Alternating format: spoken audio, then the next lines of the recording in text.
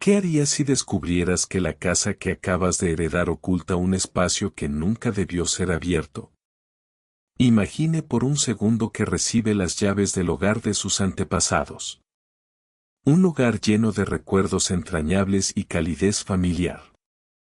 Pero al inspeccionar los rincones olvidados, nota algo extraño en las dimensiones de las paredes. Hay un vacío.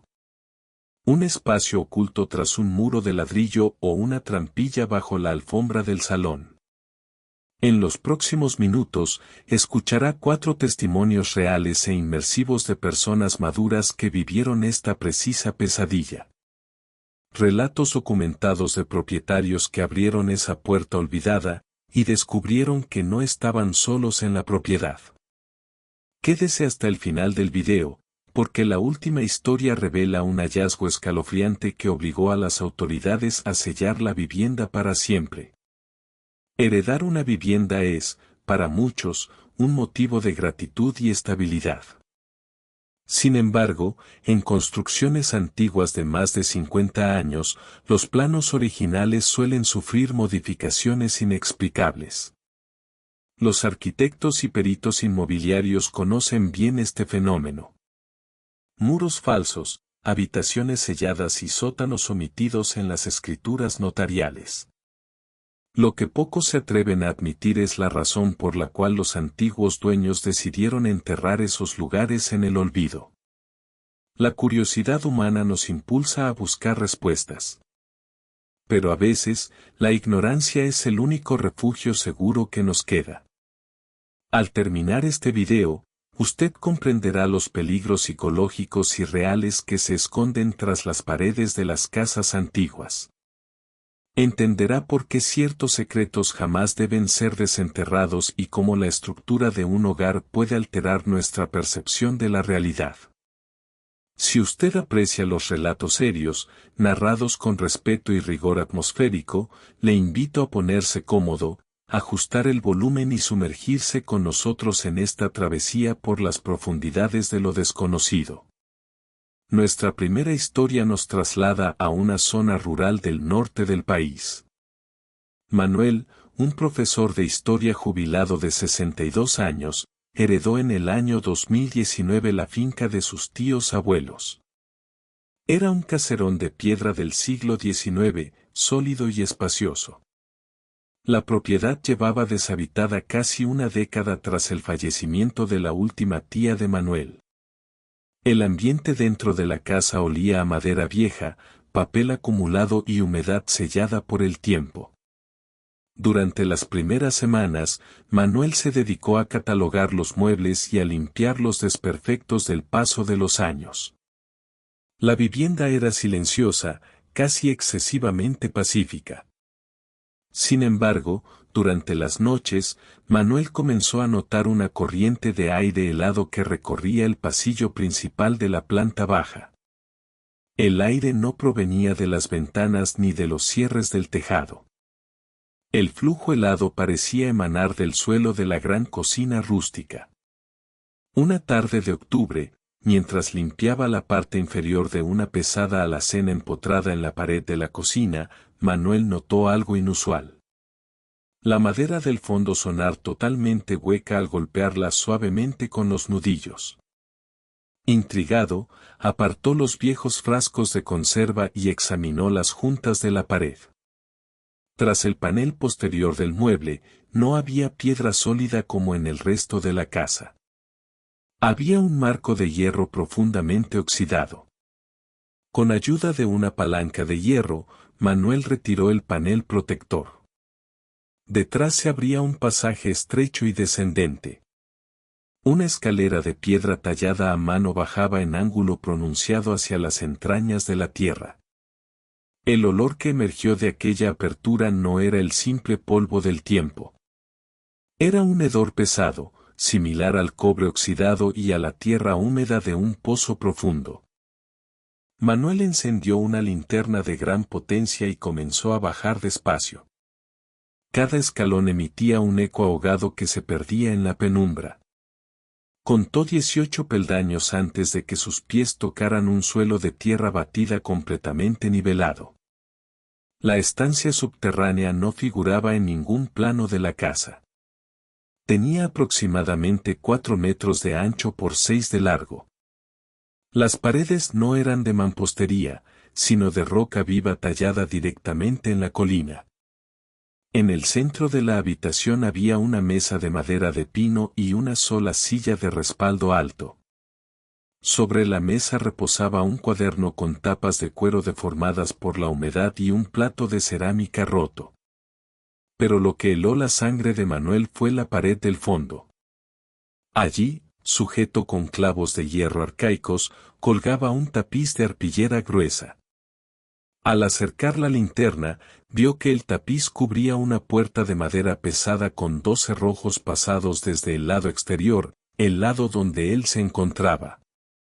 Manuel tocó los pasadores de hierro. Estaban cubiertos de una capa gruesa de grasa negra, aplicada deliberadamente para evitar que el metal se agarrotara con los años. Alguien se había asegurado de que esa puerta pudiera abrirse o cerrarse con rapidez y sin hacer ruido. El silencio en el subterráneo era absoluto, tan denso que Manuel podía escuchar el latido de su propio corazón resonando en sus oídos. Fue en ese preciso instante cuando ocurrió el primer suceso inexplicable. Desde el otro lado de la puerta de madera, en la penumbra helada que nadie había habitado en décadas, se escuchó un sonido claro. Un rasguño lento y constante, como si uñas humanas estuvieran recorriendo suavemente la parte posterior de la madera. Manuel dio un paso atrás, conteniendo la respiración. El rasguño se detuvo por 2 segundos. Luego, fue sustituido por un golpe seco y pesado contra el centro de la puerta, tan fuerte que hizo saltar una fina capa de polvo del marco superior. Manuel no esperó más. Subió los 18 escalones de piedra a toda prisa, cerró el panel de la alacena y empujó un mueble pesado contra la abertura. Esa misma noche abandonó la propiedad y se trasladó a un hotel cercano. Los análisis posteriores realizados por un arquitecto contratado revelaron que la vivienda había sido utilizada durante la Guerra Civil como refugio improvisado, pero la puerta del fondo daba a una red de minas abandonadas que recorrían la montaña. Sin embargo, los peritos no pudieron explicar la grasa fresca en los pasadores, ni las marcas de presión recientes en la cara interior de la madera.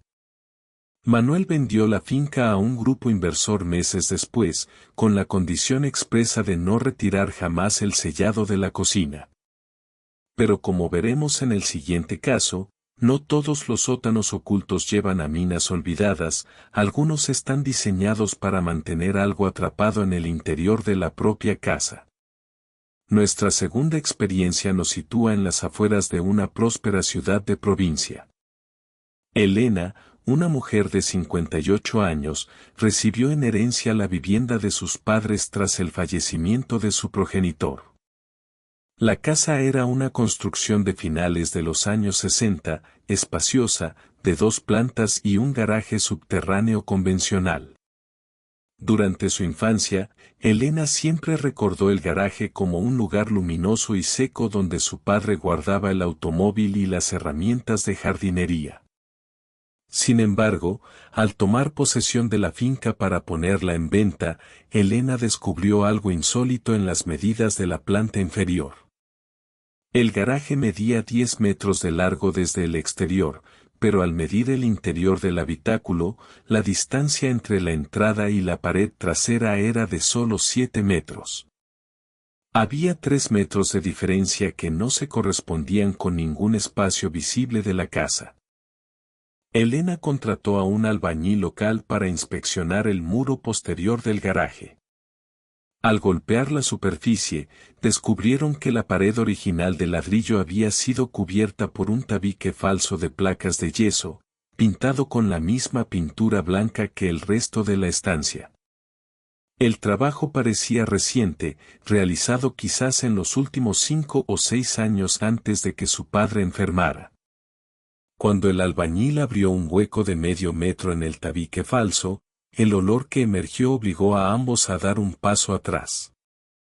Era una mezcla de humedad estancada, desinfectante concentrado y perfume rancio de violetas, el perfume que solía usar la madre de Elena, fallecida 30 años atrás.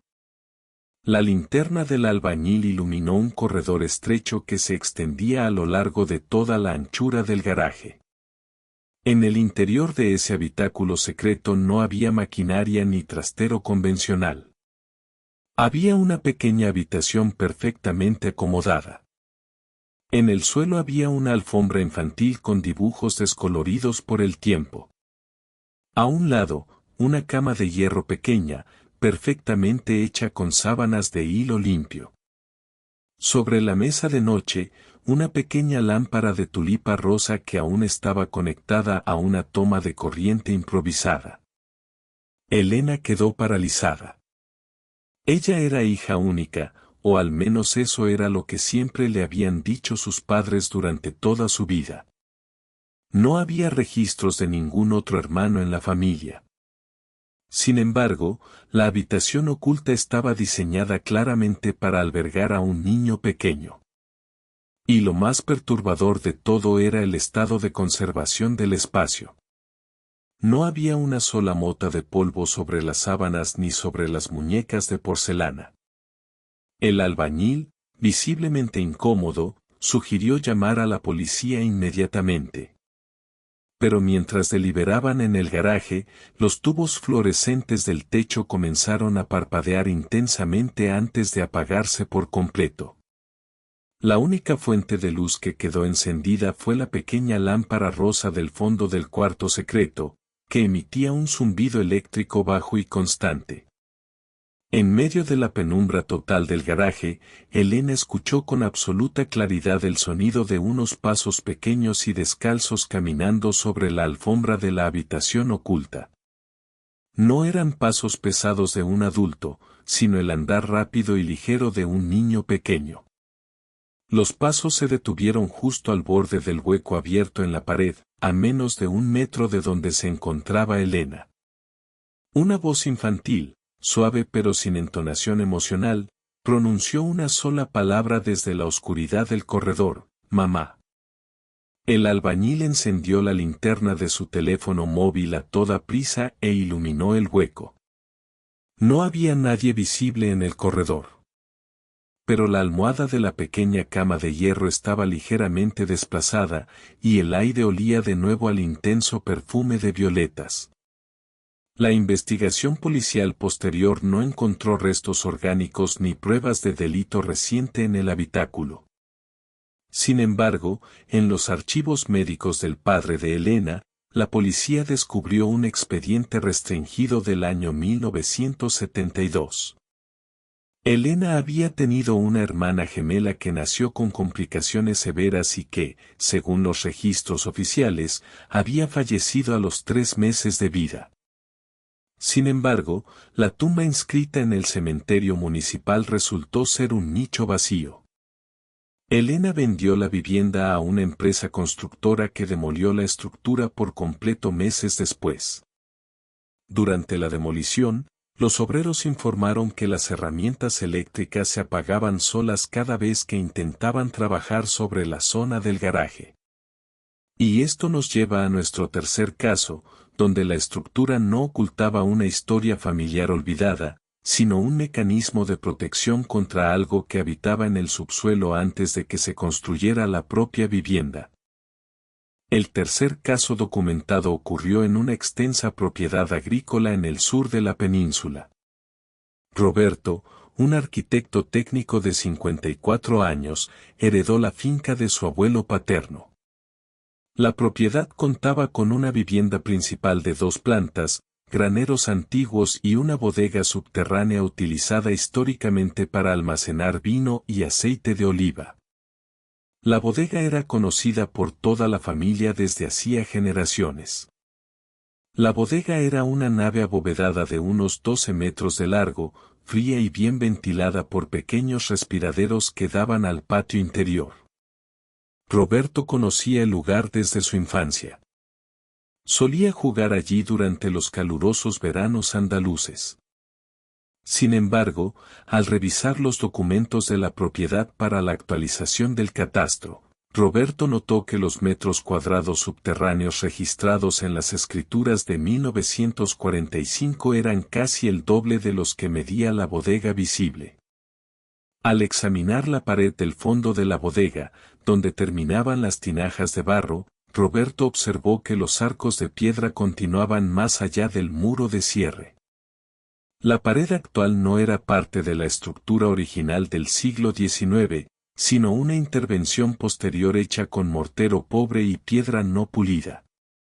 Intrigado por la posibilidad de encontrar una bodega más antigua o un depósito de aceite olvidado, Roberto decidió abrir una calicata en la pared.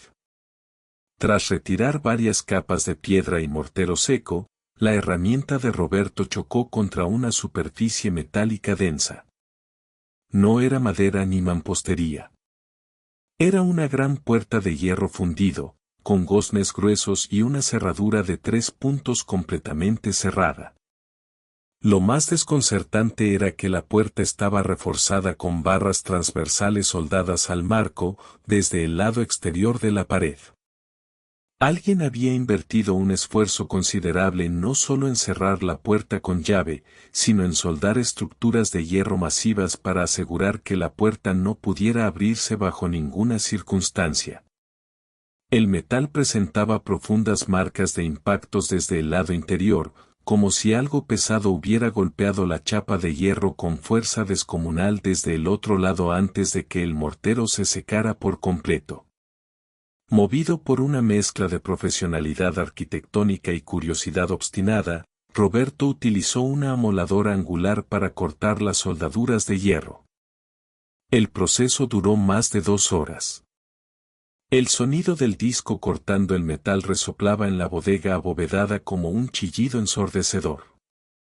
Cuando la última barra cayó al suelo de tierra con un golpe sordo, un aire intensamente frío y seco brotó por las juntas de la puerta.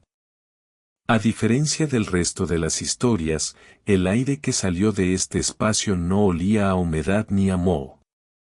Olía a ozono seco y a tierra abrasada, como el aire que queda en el ambiente tras la caída de un rayo cercano. La puerta se abrió hacia adentro con un gemido metálico agudo. Detrás no había una habitación, sino un túnel de origen natural que descendía hacia la roca caliza del terreno en un ángulo de 30 grados. Roberto avanzó unos 20 metros por el túnel de caliza. Las paredes eran extrañamente lisas, casi pulidas al táctil. A medida que bajaba, el sonido de sus propios pasos comenzó a distorsionarse. El eco no devolvía el sonido de sus botas de trabajo, sino una reverberación amortiguada, como si el espacio absorbiera las ondas sonoras antes de que pudieran expandirse. El túnel desembocaba en una pequeña gruta natural circular. En el centro exacto de la estancia había un pozo vertical de 1 metro de diámetro. Sin embargo, el pozo no contenía agua. Había sido cegado deliberadamente con 3 enormes bloques de granito macizo colocados en forma de cruz. Sobre la superficie del granito superior había grabado un símbolo geométrico simple, 3 círculos concéntricos cruzados por una línea vertical. Cuando Roberto extendió la mano para tocar la piedra de granito, sintió una vibración constante y de baja frecuencia que subía desde el suelo y le recorría la palma hasta el brazo. No era un temblor de tierra ni una vibración mecánica de maquinaria lejana. Era una pulsación rítmica, similar al latido de un motor de combustión funcionando a mínimas revoluciones bajo miles de toneladas de roca sólida. De repente, la sensación de orientación de Roberto desapareció por completo. Sintió un vértigo intenso y una presión agobiante en los oídos, idéntica a la que se experimenta durante un descenso rápido en un avión. La temperatura en la gruta cayó drásticamente varios grados en cuestión de segundos. El vapor de su respiración comenzó a condensarse frente a su rostro en densas nubes blancas. Desde las profundidades de la roca, por debajo de los bloques de granito macizo, Comenzó a subir un sonido que Roberto describiría más tarde ante los peritos como un murmullo sordo de miles de voces hablando simultáneamente en un idioma incomprensible. El sonido no subía por el aire, sino que se transmitía directamente a través de las rocas y del suelo que pisaba. El pánico se apoderó del arquitecto. Giró sobre sus talones y corrió hacia el túnel de caliza mientras la pulsación en el suelo se volvía cada vez más violenta. Tropezó en 2 ocasiones con las irregularidades del terreno, perdiendo la linterna en la oscuridad de la gruta. Guiándose únicamente por la tenue luz que entraba por la puerta de hierro de la bodega, logró salir del pasadizo subterráneo. Sin pensarlo 2 veces, Roberto cerró la pesada puerta de hierro, colocó las barras que había cortado e improvisó un apuntalamiento con vigas de pino gruesas de la construcción. 2 días después, contrató a una empresa de cimentaciones especiales e inyectó más de 6 toneladas de hormigón líquido en el túnel hasta sellar por completo la cavidad subterránea. La propiedad sigue hoy en día bajo la titularidad de Roberto, pero la bodega permanece clausurada bajo un bloque compacto de hormigón armado. Los análisis de Georradar realizados posteriormente en la zona exterior del terreno mostraron la presencia de grandes anomalías magnéticas no identificadas a más de 40 metros de profundidad bajo el suelo de la vivienda. Y este hallazgo nos lleva directamente al cuarto y último caso, la experiencia más perturbadora de todas, donde el sótano oculto contenía registros grabados de lo que ocurrió antes de que la casa quedara en silencio. Nuestra cuarta historia involucra a Carlos, un ingeniero de telecomunicaciones retirado de 66 años. En el año 2021, Carlos heredó la vivienda de su tío, un hombre solitario que había trabajado durante toda su vida como técnico de telefonía y radioaficionado. La casa era una edificación modesta de una sola planta, con un pequeño jardín delantero y una estructura limpia y funcional. Al ingresar a la propiedad por primera vez para ordenar las pertenencias de su tío, Carlos quedó sorprendido por la cantidad de equipos electrónicos antiguos acumulados en cada habitación. Válvulas de radio, osciloscopios de los años 70 y kilómetros de cable de cobre grueso recorrían los rodapiés de todas las estancias de la casa. Sin embargo, lo que llamó poderosamente la atención del ingeniero fue la instalación eléctrica del recibidor. El cuadro eléctrico general de la vivienda era desproporcionadamente grande para una casa pequeña.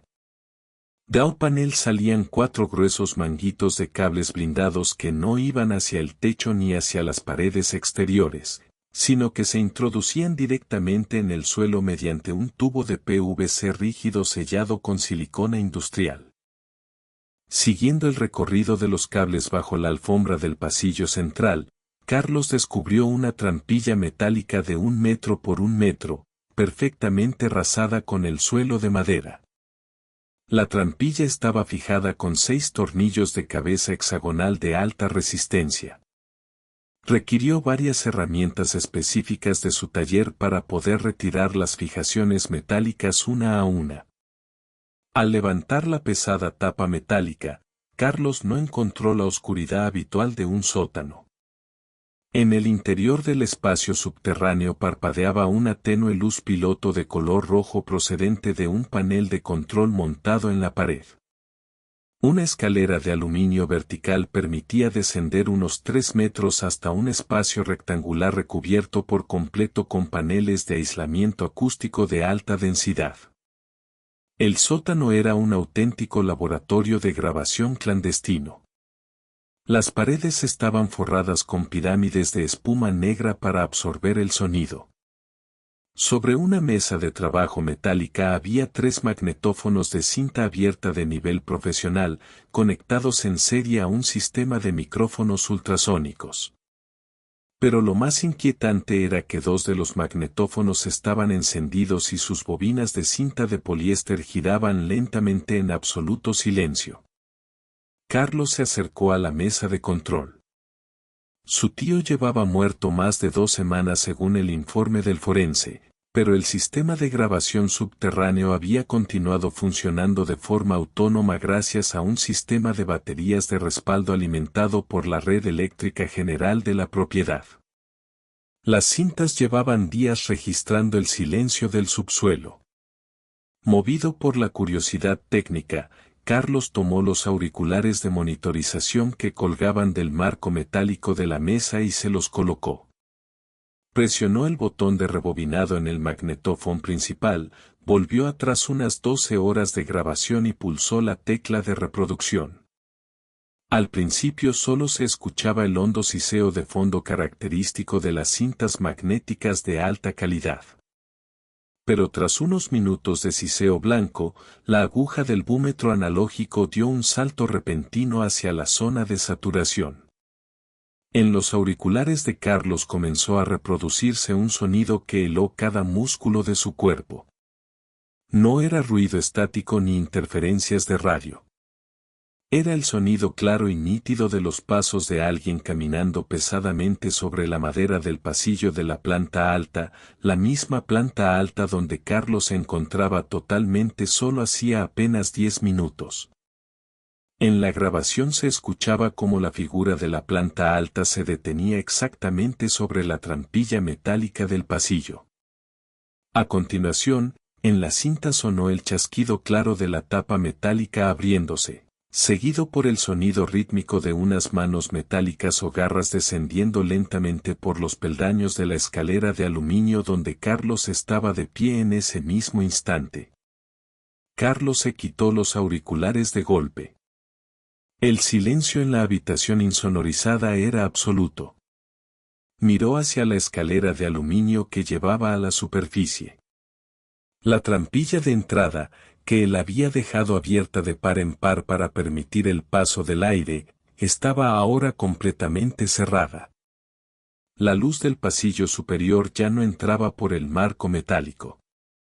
El ingeniero subió los escalones de aluminio de 2 en 2 y empujó la trampilla con el hombro con todas sus fuerzas. La tapa metálica no se movió ni un milímetro. Estaba trabada pesadamente desde el piso superior, exactamente igual que si alguien hubiera colocado un mueble de gran volumen sobre la superficie de madera del pasillo.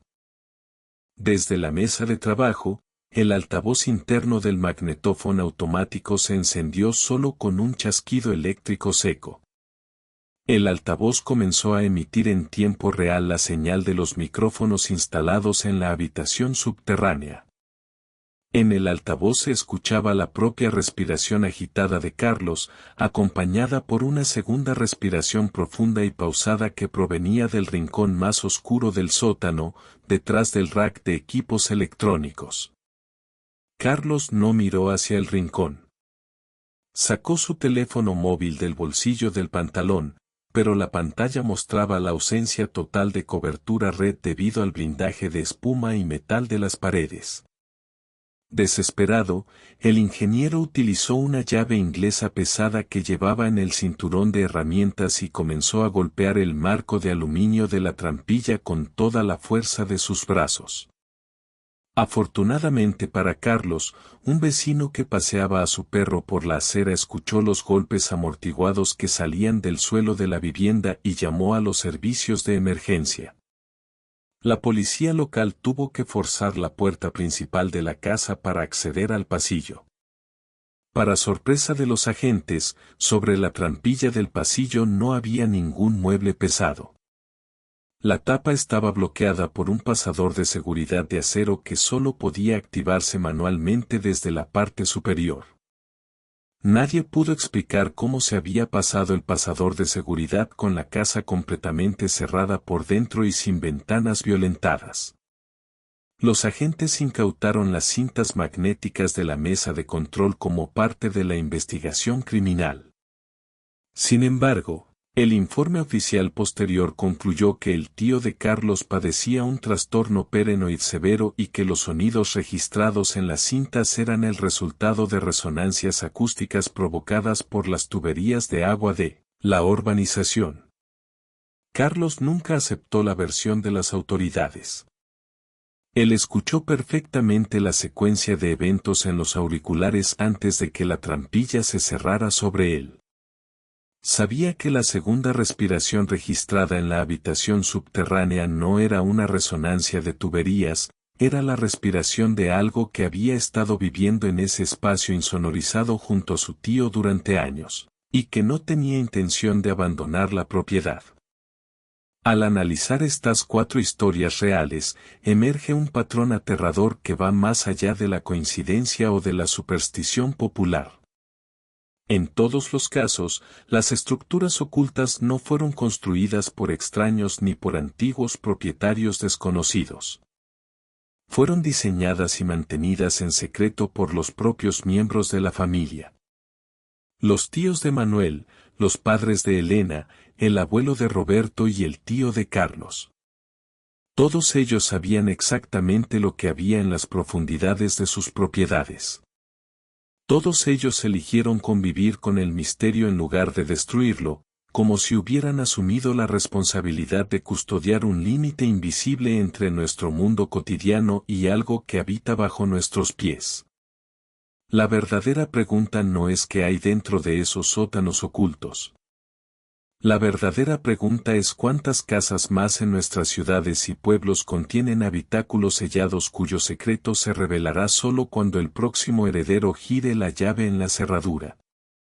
Si usted vive en una propiedad antigua o ha recibido recientemente una vivienda en herencia, tómese un momento para observar las dimensiones reales de su hogar. Mida la distancia de los pasillos, examine los fondos de los armarios empotrados y preste atención a las variaciones inexplicables de temperatura en el suelo de las estancias. A veces, las casas que creemos conocer a la perfección guardan silencios que han tardado décadas en construirse. Y si alguna vez descubre un muro hueco o una puerta sin llave tras un mueble olvidado, recuerde las experiencias que ha escuchado hoy. Ciertas cosas permanecen cerradas no por olvido, sino por la profunda sabiduría de quienes nos precedieron. Las 4 personas de nuestros relatos continuaron con sus vidas, pero ninguna de ellas volvió a mirar una casa vieja de la misma manera. El misterio de lo desconocido no siempre habita en lugares remotos o bosques desolados, a menudo se encuentra justo bajo el suelo que pisamos cada noche antes de irnos a dormir, esperando pacientemente en la penumbra a que alguien retire el último pasador de hierro. Si este recorrido por las profundidades de lo desconocido ha sido de su agrado, le invito cordialmente a suscribirse a nuestro canal activando la campana de notificaciones. Al hacerlo, se asegurará de no perderse nuestras próximas entregas de relatos e investigaciones inmersivas. Nos interesa profundamente su opinión. ¿Ha experimentado alguna vez una situación inexplicable o ha descubierto un espacio extraño al visitar una propiedad antigua? Déjenos su testimonio en la sección de comentarios, leemos y valoramos cada una de sus historias. Gracias por acompañarnos hasta el final de este viaje.